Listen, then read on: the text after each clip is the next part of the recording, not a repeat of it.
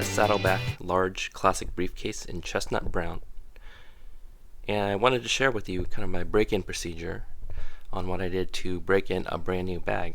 I got this about 2 weeks ago. It comes, like all Saddleback products, incredibly stiff and hard, and what I did was I rubbed it with rubbing alcohol all throughout, and what it does is that removes some of the oils, dries it out a little bit, and kind of weakens and damages the leather slightly. Then I rubbed it in a pit of gravel, broken concrete, and kind of jammed it all over with different rocks, and it's got quite damaged.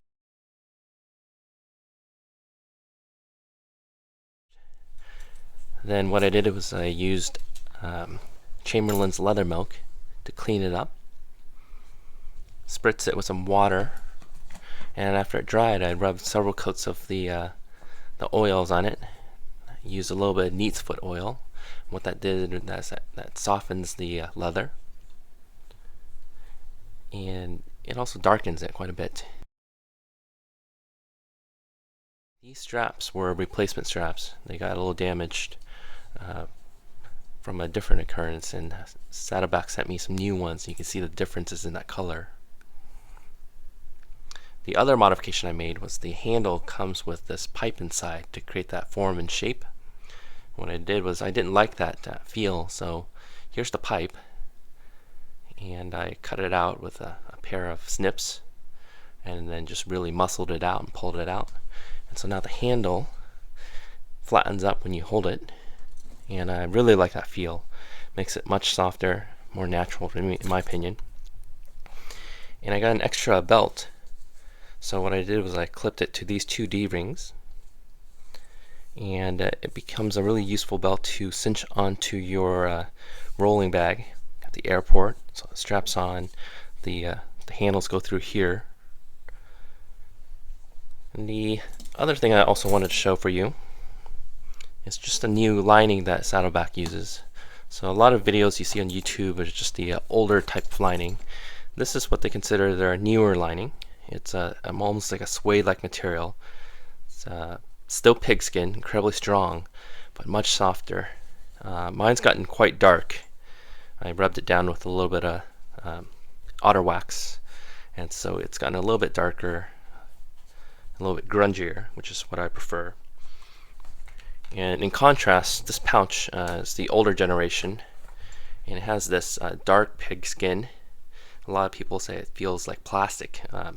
It's actually really like a football. It has that football plastic pigskin material.